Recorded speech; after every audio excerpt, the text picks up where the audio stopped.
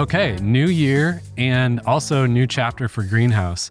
If you've just been listening and you didn't know, my company, Greenhouse Coaching, is behind this podcast. We're based in Richmond. We have team all over the country and now also in Canada and Spain, going global. And so we have a lot of exciting work going on with different teams at companies, as well as all kinds of individuals just trying to figure out what's next in their life and career. And today I'm actually coming to you from our new office called Lost Office. And we want to tell you all about it in this episode and what it's all about. But to give you the quick version, it's a team deep workspace where teams can come together in person and experience a better way of working and get something important accomplished together.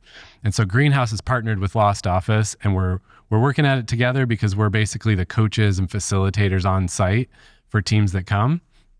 And Christian and Mark, who are joining us today in this episode, are the founders and the visionaries behind the space, which has all kinds of cool stuff that they'll explain more about. And I wish you could see the space right now. I mean, you can go to lostoffice.co and see some of the photos, but we had an open house the other day, kind of a sneak preview party for about 70 people. And it was fun because most of the people came in and their jaw hit the floor and they just said, "Oh my God, I had no idea. Like, I knew this was cool, but wow, this is amazing." And it's because there's been so much thought put into the design. So shout out to Lisa Markow, who designed everything about this place. But there's a lot of research and thought and neuroscience put into what the spaces are, how the spaces are designed, how there's a lot of plant life built in, the sounds and the smells and everything about it has been thought through. And so it really is true. You walk in and your shoulders drop a little and you just feel more relaxed. This is a really fun episode because Greenhouse has relocated and is now at the Lost Office, which is a really cool place in Richmond, Virginia, we wanted to share about today. So we invited on Christian and Mark, the founders of Lost Office, and now our new daily buddies at work, to just chat about what it is and why it exists, because I think it actually lines up really nicely with what leaders and teams are thinking about this year. How do we adjust now to this new world of work? Yeah, and it definitely needs an explanation because you say Lost Office and all of a sudden people are like, okay, please tell me more. Yeah. So why don't you guys just introduce yourselves each and share what this thing is. What is Lost Office? Happy to. I am Christian Markow, one of the founders of Lost Office. And I'll go first, Mark, if you're cool with that. Yeah, go for it. Lost Office, people, first of all, the name, what does it mean? I think for us, even before things like pandemics, the idea of that kind of utopian office experience has always been kind of out of reach of so many people.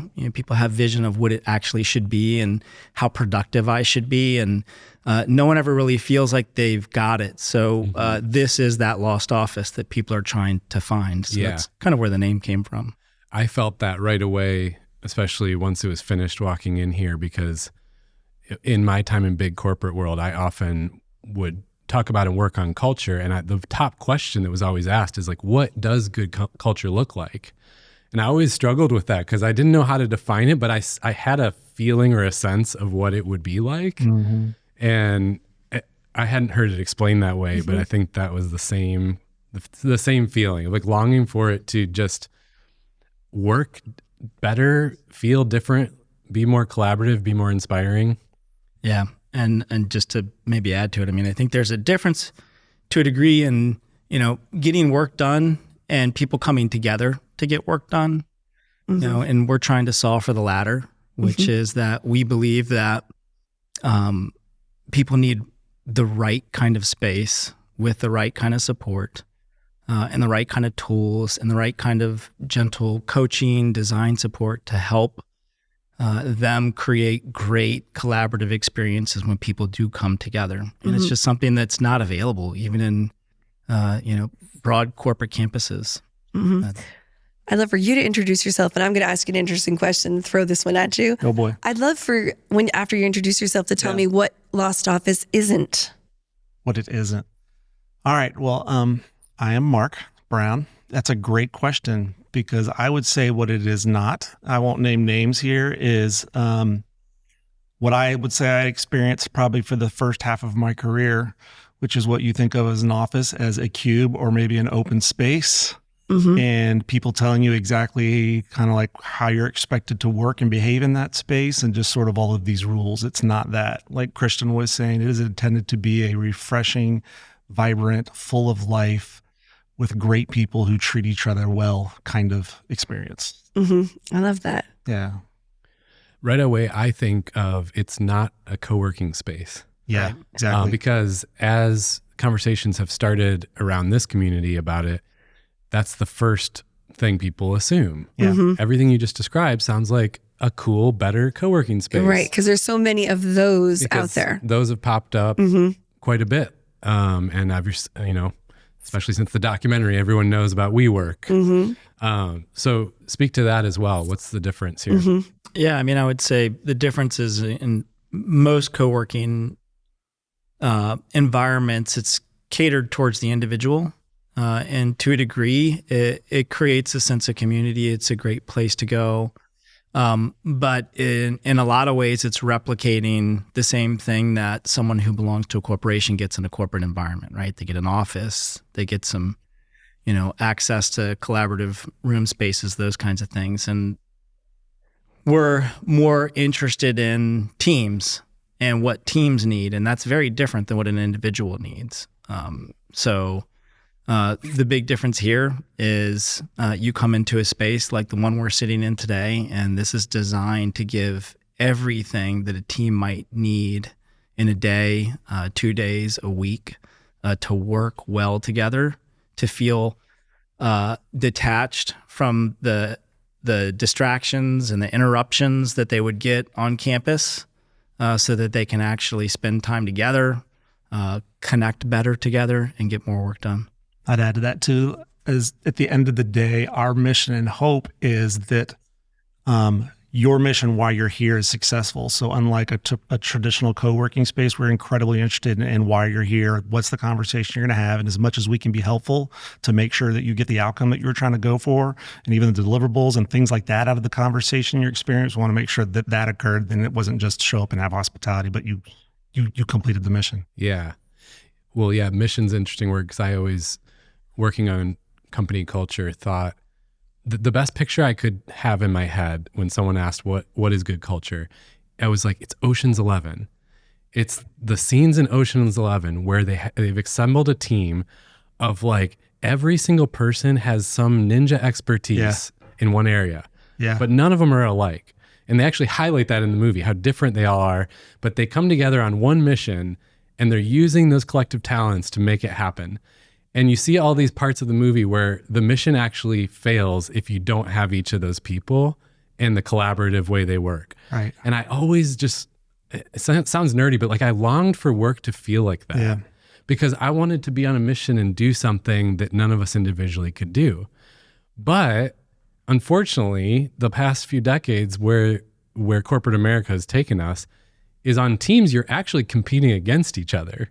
So we've literally deconstructed that whole idea of Ocean's 11 and made it the opposite, where we have to compete to look better than our peers versus being on a mission together. And I actually think, for me, deep down, that's at the heart of why startup cultures become kind of sexy or like the cool thing, is because we're longing for that being on a mission together. And what I have felt since the opening of Lost Office is this is a place that helps you get back to that kind of Ocean's 11. I was going to say Scooby-Doo and the Mystery Machine, but Ocean's 11 works too. Yeah, give me your Scooby-Doo version. That sounds more fun. We're not going to go there. I could get into the Mystery Machine and... Okay, well, Well, I have just one thought on that, though, too, because I think it's incredibly important, because I feel like we've all sort of experienced at some point in our professional career the different assessments, which I know that you guys are familiar with, that tell you who you are and give you a rating, and there's all kinds of great ones out there. But it's a lot of times it's the classic, we do that in the moment, we have the discussion to figure out and dig deeper about who we are and then learn about others. And then it's the kind of like, now it goes back on the shelf and we go back to our job. So the team here is thinking about like, how do we pull that into the moment and the experience, at least while they're here? So like, what are some of the tools and things that we can make available to teams that just kind of inject into their day that reminds them of who the person across from them is in the actual working environment while they're here and put into practice?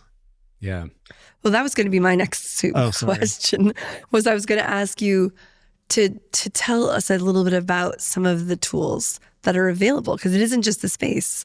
I think that's what makes it really unique too, is there's some tools that are added on for them when they use the space. Yeah, we're going to have layers. And I think the important thing to kind of say about the tools in general is that there's so many great tools out there. I mean, any team and any organization probably has access to some great technology, some great processes.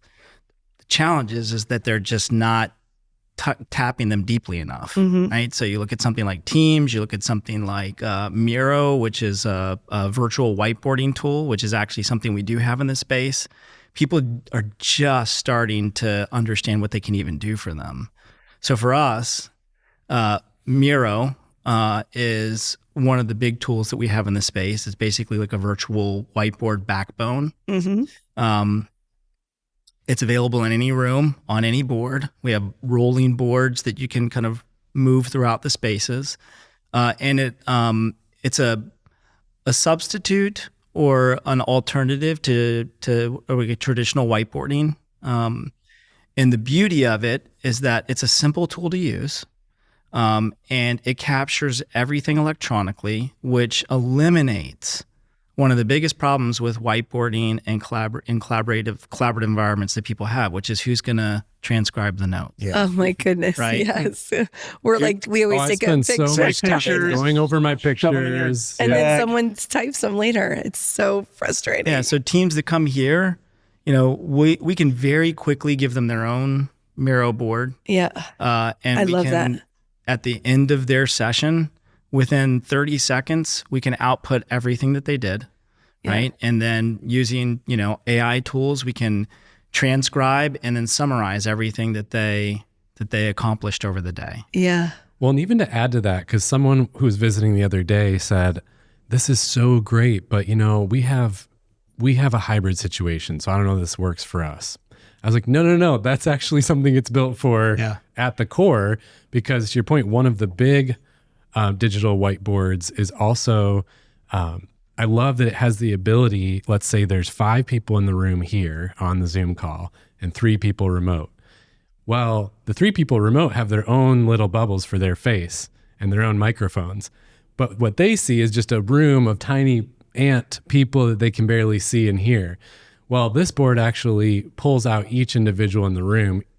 So they all have 5 separate faces with 5 separate microphones. And it just, little things like that actually make or break that really important hybrid strategic planning call. Yeah, exactly. Feeling like you're completely connected to the person that you're looking at, no matter whether they're virtual or live.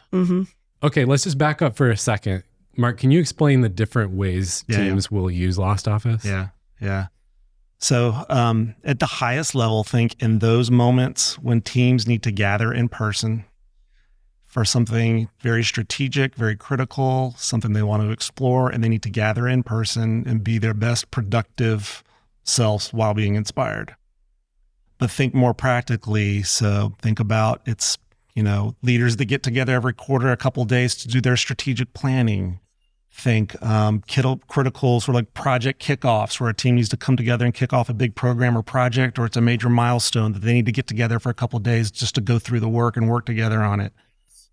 Think of innovation, prototyping workshops where they're trying to get out of space in a new space and need help thinking through some big, innovation challenge.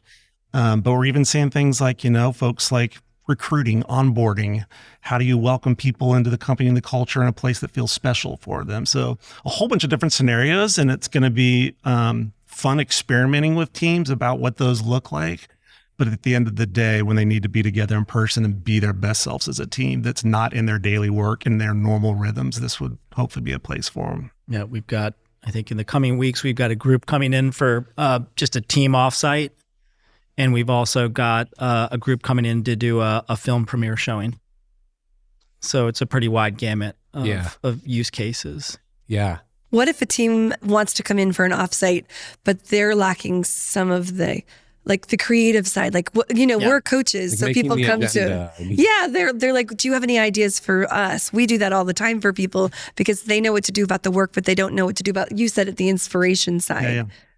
Yeah. Well, and part of the reason why you guys are part of our team, right? Everyone on our team has, I hate to say it, but probably decades of experience as a consultant, whether it's with organizational transformation, team dynamics, collaboration, strategic planning, innovation, brand, design, you name it. We've been in the business for quite a while.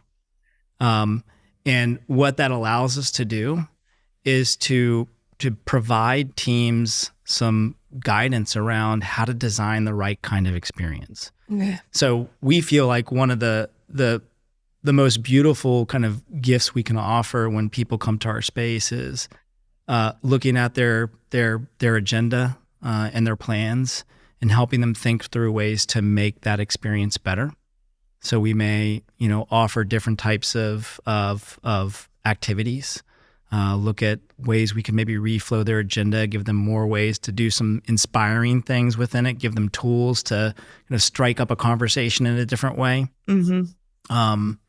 And then equally, kind of give them a little bit of coaching on how to use the tools in the space better so that they can be more productive, whether it's the technology or, the towel sets that we're creating for people to kind of lead their conversations. Mm-hmm.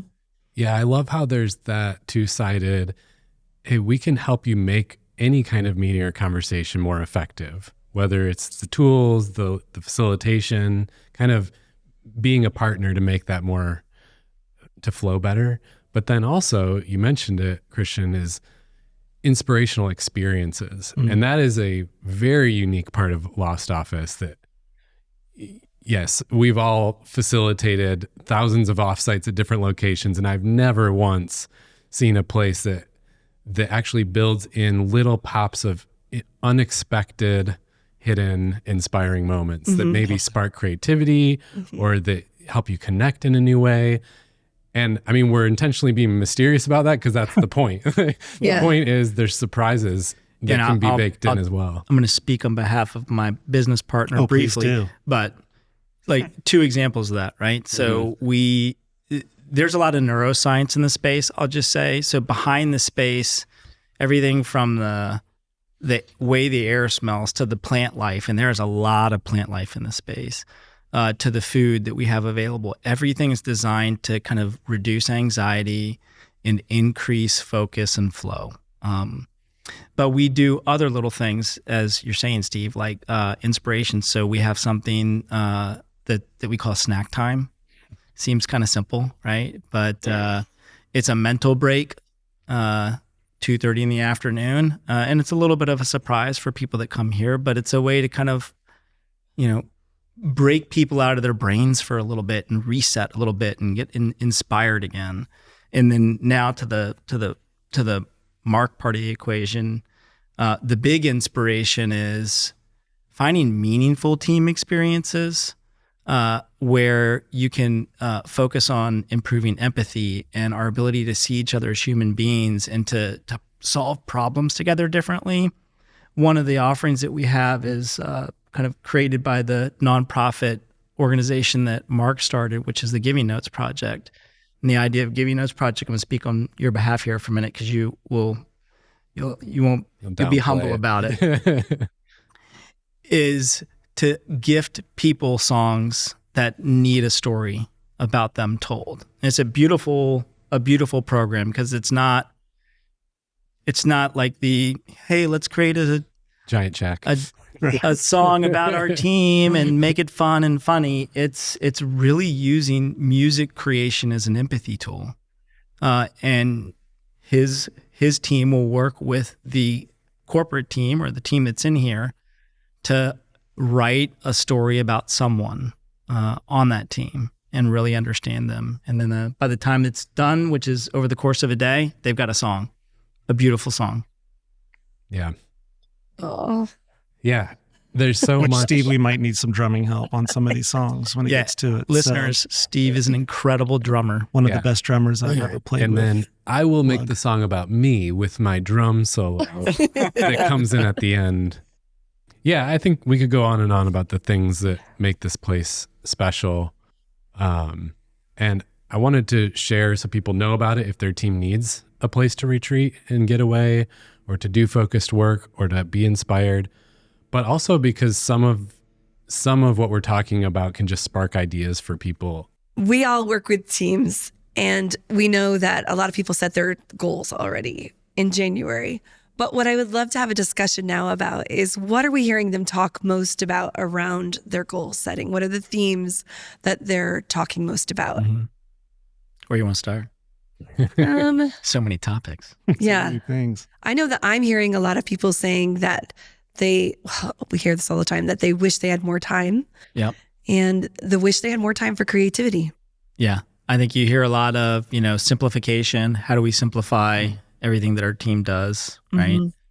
And the way we get our work done. I think that's a big one. And to me, that challenge is one of really digging into how your team is organized and the processes that they use, and then really leaning into the tools that are used. I think a lot of people want to change, but they're comfortable with the way we use, Office, or the way we use Teams or Slack. And there's so many efficiency opportunities that can be tapped into. So I think that's a great goal, like to really kind of reflect on what are the tools we're using right now as a team, and are we really using them to the best of their ability, right? Yeah, to kind of step back and question. It's that whole question the status quo thing. Like, there's a way that's just been ingrained, and to stop and look at it from above and say, does that make sense anymore? Has anything changed? Yeah. I mean, I'll use a very, very specific example, and I feel like a lot of organizations have probably already transitioned here, but a couple of years ago, whether it was Google or Microsoft Office, added collaborative capabilities, right, into PowerPoint, Word, all those kinds of things. And for a while, no one trusted it. Yeah. They're like, there's no way I'm doing that. It's not going to work. Oh, for sure. Right? Or it felt like cumbersome, like too much extra effort. Right. And so then someone sends the Word document and email to their colleague, and then they have to wait maybe a day until they get their edits back. That alone is a productivity nightmare. Yeah. Right. You could save so much time. Right. So a lot of companies have already kind of moved towards that, which is great. The question is, okay, what else? Right? Where are those other places where we can just shave off a half an hour of my time, an hour of my time during a day? It all starts to add up.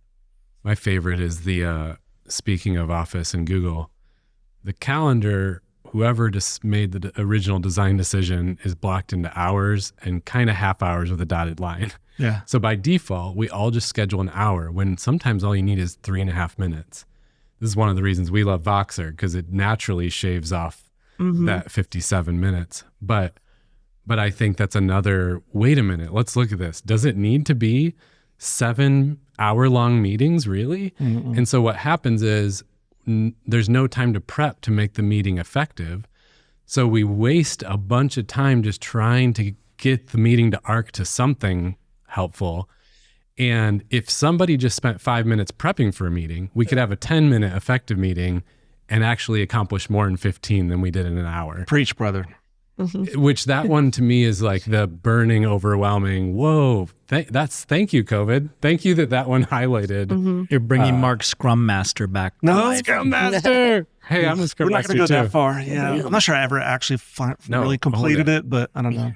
One of the other things that came to mind too, when you think about what are teams either prioritizing or thinking about from a goal perspective, is I feel like we've heard, again, I know we're further out of COVID, but coming out of COVID, where teams are just trying to reset and just rethink about just their daily working norms and rhythms and how they communicate together in general. I would say one specific one that we've heard is around how they make decisions. I think that we saw and heard that, hey, whatever we were doing during COVID, when we were all kind of in scramble mode, we got more efficient at the way that we're making decisions together because We had to. we had to.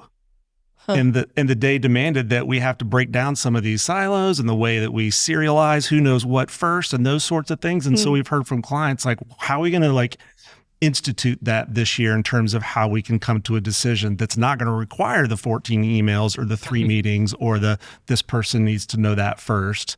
So how do we think about it as a team to just get better at that? Yeah.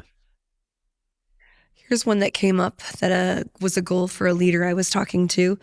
Is a lot of companies are going back in 3 days a week. And so I was checking in on the pulse and the tone of the people who are. Yeah. And he said, the higher the level, people are not complaining because when they come together, they have reasons to come together. Yeah. So there's collaboration and decision making and things like that. But the lower the level, if that's what we call it, you guys, coming into the office 3 days a week, there is a lot more grumbling because what's happening is they're still going there and going on Zoom and putting on their headphones. Yes, and so down. Because they're not doing enough their collaboration is not happening with each other. Right. And he was saying that is something we have to solve for. So it's working at a particular level and not working at another level. And he said that is something we have to solve for this year. I thought that was a really well organized way of thinking of it. Here's another one that's same vein but different.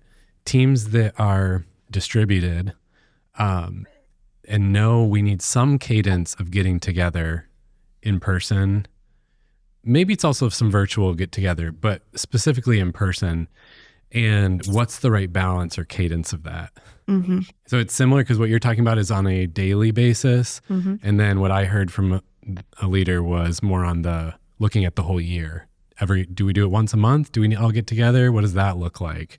And the value of that time. Mm-hmm. Yeah.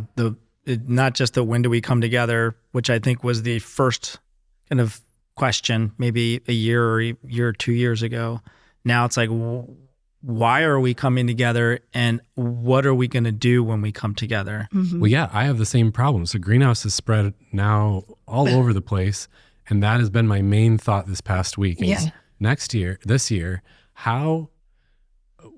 if we're going to spend that kind of money and time to get everyone together, it can't just be to hang out. No. I would love it to be, but it can't. So, I agree. So what is the purpose? And if you wait until there's some big problem to solve together, then that's already too late. Yeah.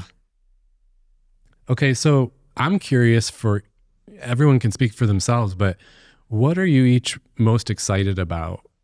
What are you what actually gets you personally excited about thinking, imagining a team being here at Lost Office and what they're going to accomplish and experience? I'll take a shot. I think about a day when a team is ending their day here and they've experienced, like we've said, not only solving the challenge, feeling like they were productive, feeling like they got through the agenda, feeling like they did it efficiently and well together, but that they connect as humans in new ways that they would in the office at the same time is a great bonus. So I'm imagining how the coaching, how you folks have come around, how Greenhouse has come around this team to help them see and work differently, that they've been inspired by the tools that they use, that they've basically felt their most productive collaborative selves. Yeah. I'll take a kind of a hook off of that. For me, like, there's a lot of table stakes for us when a team comes into the space and the inspiration that they feel when they're here. But when I am like overjoyed is when someone comes into the space and they learn one little new thing about how to work better or to collaborate better, whether it's like you were saying, like learning to use Miro, right?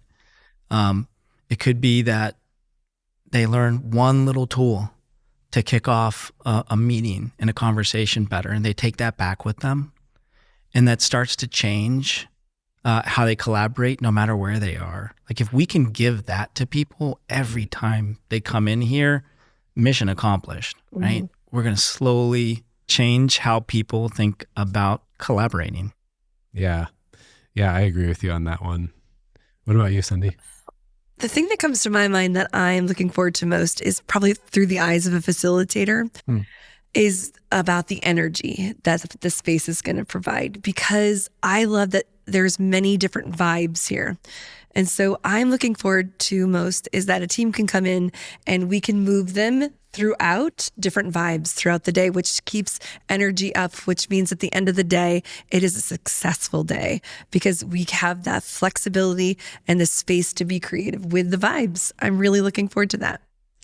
Yeah. I mean, that is a whole segment we could have had on the different working modes and how this place, Christian, you mentioned it was designed with a lot of neuroscience and biophilic design, all these things in mind, but there's also the different modes of work, which as facilitators, really it's always important. Frustrating when you're stuck in one conference room all day, but you're trying to do 6 different types of things. It just is so hard. It is. This place has different spaces for different modes, and like the one we're in now can be rearranged for different modes of work. It's like a transformer. It's a transformer. An Ocean's 11 transformer. I'm finally seeing the childlike wonder of Christian today during this podcast. It's all in there. It's in there. Well, that's fun. Yeah, I think mine is similar to what some of you mentioned, that I've always just dreamt of, like, can work feel like you're fully alive, at least sometimes, where you really bring your whole self, you feel fulfilled, like you did something meaningful. And I do really believe this is a place where that will happen most of the time. And so I look forward to a team, at the end of the day, feeling that sense of fulfillment and satisfaction, not just because they got some things accomplished, but because the way they did it was a really enjoyable way. And I think for me, the bigger dream is then they do take some of those learnings back to their day-to-day work. So I hope that this place transforms workplace culture because people learn a new way to work here, but they take it back with them. Can I just pile onto that one real quick? Because we were talking to some folks at a local university here too, some graduate students too, and I think it's so important. I think it is so important that we realize that we're not going to ultimately, as a part of a team, find this I've arrived moment where I've like completely figured out exactly where I'm supposed to be in what role on what team for the rest of my life. But it's about, like you said, the way that you work, that finding how you give everything that you bring in your strength and passion in that one moment, on that one PowerPoint slide, on that one comment in the team conversation, on that one thing in that day.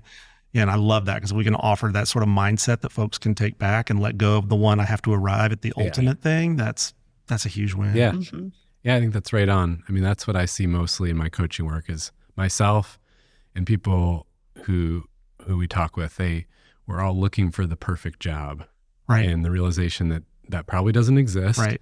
But wherever we're currently at, we could actually make it a lot better.